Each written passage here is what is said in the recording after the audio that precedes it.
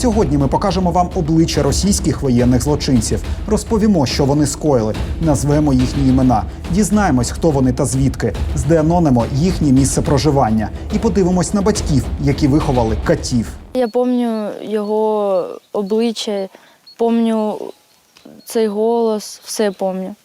Він мені сниться кожної ночі. Як він мене знайшов уже після війни. В березні російські військові окупували село Львів на околицях Чернігова. Місцеві кажуть, що росіян приїхало сюди близько 1000, в 2 рази більше, ніж жителів села. Окупанти великими групами селились в їхніх будинках. 3 березня в будинок Олександра, його сестри та бабусі увірвались 13 росіян. Спочатку, коли вони зайшли, то просто сказали, ми тут переночуємо.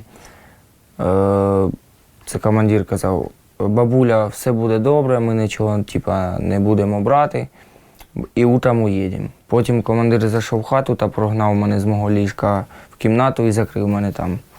Ну і потім почалося. Російські військові прожили з родиною Олександра місяць в одному будинку. З першого дня вони катували його. Знущання почалися відтоді, як один з сусідів розповів окупантам, що Олександр проходив службу в лавах ЗСУ. Посеред ночі мене витягли на вулицю, коли дізналися, що я проходив службу. Били, знущались, питались вибити якусь інформацію. Хоча на самом деле так от то, що вони не хотіли узнати, я такого не знаю.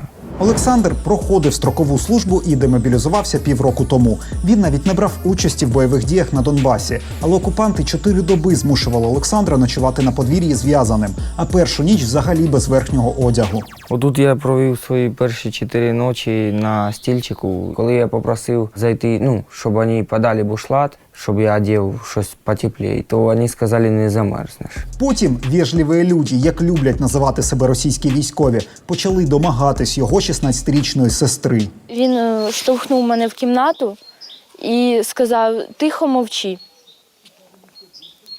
Він кинув мене на ліжко та сів зверху.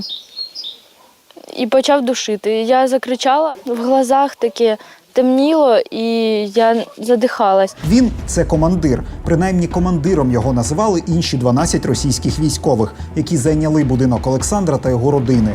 Цей командир поселився в окремій кімнаті і змушував 16-річну дівчину спати з ним в одному ліжку. Лягав поряд і казав, що я тебе гвалтувати не буду, але дай я тебе потрогаю руками. Зжимав мене там.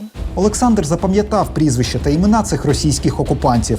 Прокуратура змогла ідентифікувати їх та заочно оголосила підозру. Наші джерела в правоохоронних органах передали нам їхні фотографії і дати народження. На основі цих даних ми знайшли їхні сторінки в соцмережах, близьких родичів, номери телефонів та ймовірне місце проживання одного з цих покидьків. Ось це Куліїв, правильно? Так. Куліїв – це той самий командир, який намагався зґвалтувати 16-річну сестру Олександра. Звати його Руслан, по батькові Рахабович. Отак брав і казав, якщо ти будеш кричати, коли я буду до тебе домагатися, то я тобі скручу шию, а якщо ти мені не даш по-добровільному і будеш кричати, то я вб'ю бабу і брата, і тебе всі зґвалтують. Куліїв – уродженець міста Магнітогорськ Челябинської області. Слідство встановило, що він народився 10 листопада 1991 року. Куліїв не веде активне життя в соціальних мережах. Спочатку ми знайшли тільки видалену сторінку ВКонтакті, але її скріншотів немає у веб-архіві та кеші Гугла. Але нам було відомо, що по батькові Руслан – Рахабович. Тож ми спробували пошукати в соціальних мережах його батька Рахаба Кулієва. Ось сторінка Рахаба Гулієва в Однокласниках. Вас може заплутати те, що він Гулієв, а не Кулієв. Скоріше за все, це через транслітерацію азербайджанського прізвища. Ось рідний брат Рахаба, тобто дядько воєнного злочинця, якого ми намагаємось знайти. Він вказаний в Однокласниках як Кулієв. На одній з фотографій в профілі Рахаба в Однокласниках, ймовірно, фото його сина. Ця людина дуже схожа на нашого підозрюваного. Це фото 6-річної давнини і поганої якості. Але на цій світлині можна розгледіти аналогічні риси обличчя Кулієва. Така ж брова, такі ж вуха. І якщо прогнати це фото через спеціальну нейромережу, яка покращує якість світлини, на фото буде видно родимку, яку майже не видно на оригіналі. Ця родимка є на іншому фото Кулієва, яке є в матеріалах слідства. Тож ми продовжили вивчати сторінку Рахаба Кулієва, який, ймовірно, є батьком нашого підозрюваного. У нього в друзях ми натрапили на акаунт, який підписаний як Руслан К. На аватарці бачимо двох військових. Один з них в масці. Більше фотографій на сторінці немає. Проте вказаний рік та дата народження повністю збігається з датою народження Руслана Кулієва, якому правоохоронці оголосили заочну підозру. А ще, як би не намагався Руслан К. бути анонімом в інтернеті, все одно лажанув. В ID-профілю він вказав своє справжнє прізвище. Кулієв майже нічого не постив на цій сторінці, лише репостив пафосні цитати. О нас расскажут, когда в моду придет простота. Когда орлы молчат, болтают попугаи. Я нагадаю, що цей Орел намагався зґвалтувати 16-річну дівчинку і катував її брата. Командир, не трогайте сестру, їй 16 років, а він каже, а виглядіть на 20. Ось цим києм з більярду Кулієв наносив удари в район вище коліна. А перед відступом з Чернігівської області Кулієв почав забирати майже всі цінні речі з будинку. Забирав, элементарные вещи такие, что, карабинчики там с ключей. Начиная от карабинчиков, заканчивая пледами, машинка подстригаться. Все саме цінне все забрав. Крадіжка – це звичка Кулієва з мирного життя. Українське слідство встановило, що в Росії Кулієва судили за те, що він пограбував автосалон, в якому і працював. До речі, в архівах Авіто, аналогу нашого OLX, ми знайшли багато оголошень Кулієва. Він активно продавав різні аудіосистеми для автомобілів та автозапчастини. Ми знайшли ці оголошення завдяки номерам його телефонів. Продам абсолютно новый усилитель фирмы Деминсон. Стоял 2 недели, продаю так, как продал машину без него. Продаю двухканальный усилитель, стоит на Astra GTC, звучание шикарное. Продаю полностью аудиосистему, модуль зажигания Opel Astra J GTC, автомобильный пылесос, отбойник амортизатора ВАЗ-211012, 2110, Priora зад. Я нагадаю, що в будинку з Олександром та його родиною, окрім Кулієва, під час окупації жили ще 12 росіян. І весь цей час, поки їхній командир катував Олександра і домагався його сестри, вони мовчали і вживали алкоголь. Їхній командир не пив, Кулієв, йому віра не дозволяла пити та м'ясо, свинину їсти. А от пиво і водку всі остальні вживали добре. Бо вони приїхали сюди, я бачив, що постійно доставали маленькі бутилочки водки. І перегар стояв такий. І время від времени їм привозили бочками 20-літровими пива.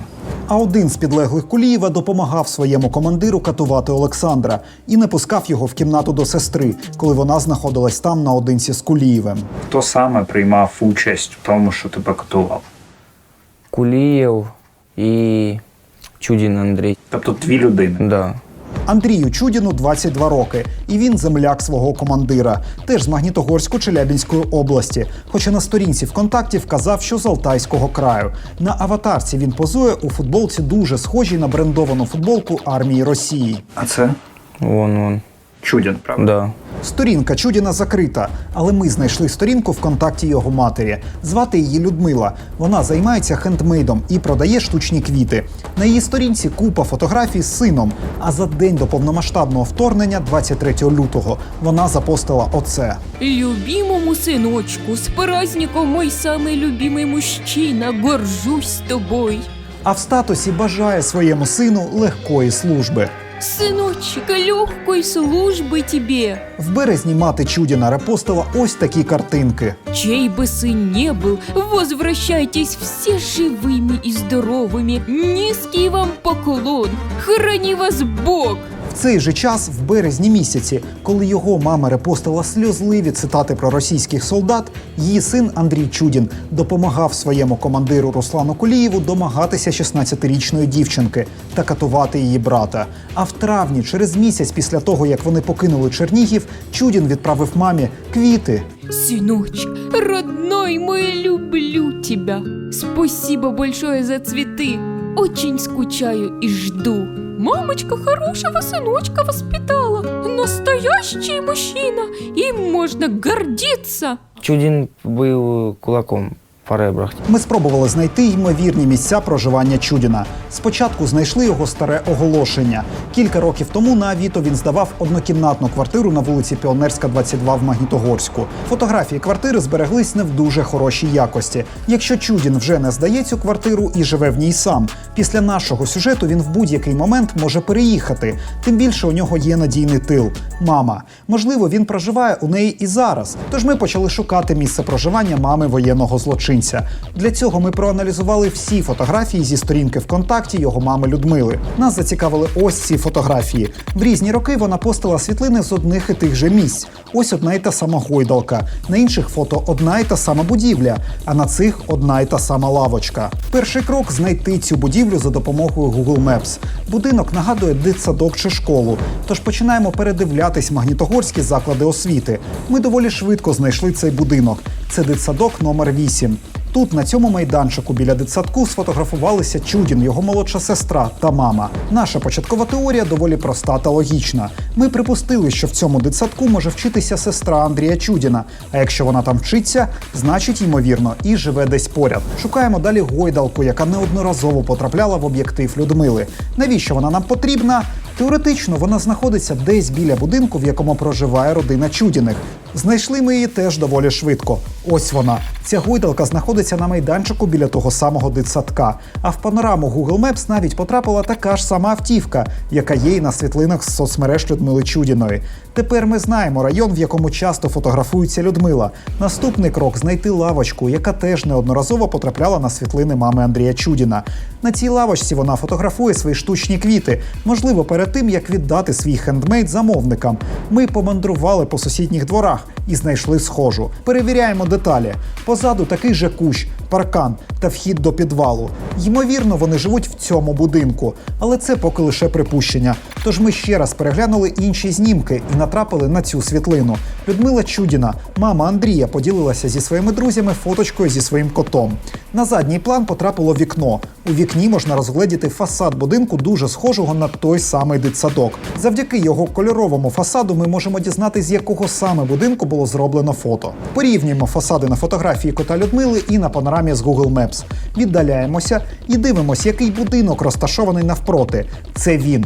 Далі повертаємось в панорами і бачимо лавочку, біля якої фотографувалась Людмила. Цей будинок знаходиться за адресою Вокзальна, 118 в місті Магнітогорськ, Челябинської області. Вот когда уехали, я 100% помню, потому что еще не верилось. Они уехали, а на улицу страшно выходить. Думаю, сейчас выйду, а может они не все уехали, может там остались. Думаю, выйду сейчас обратно возле колодезя скрутять. А потім бачу, вже люди по вулиці пішли. Ці двоє думали, що в тумані війни їхні злочини ніхто не помітить. Думали, що вони безкарно можуть ламати життя ні в чому невинних людей. Думали, що не понесуть жодної відповідальності, бо Чернігів далеко від Чебаркуля, Саратова чи Магнітогорська. Сестра потрохи відходить, але боїться сюди повертатися і взагалі боїться всього. Вона боїться навіть тепер наших воєнних, боїться на вулицю виходити. Тобто в магазин вона сама зараз не може вийти, тобто у її є якийсь страх. Можливо, вони думають, що залишаться безкарними навіть зараз, коли дивляться цей сюжет. Але на дворі не 1921 рік, тож все ваше і без того нікчемне життя буде переслідувати шлейф воєнних злочинів. Ваші діти будуть знати, що їхні батьки – кати. Ваші матері до кінця своїх днів намагатимуться зрозуміти, як вони виховали справжніх покидьків. Звісно, якщо вони не такі ж тварини, як ви, це теж не виключено. І для вас вищеописаний сценарій найкращий, бо війна закінчиться, і відповідати за свої дії буде кожен російський злочинець. Ви точно не будете виключенням.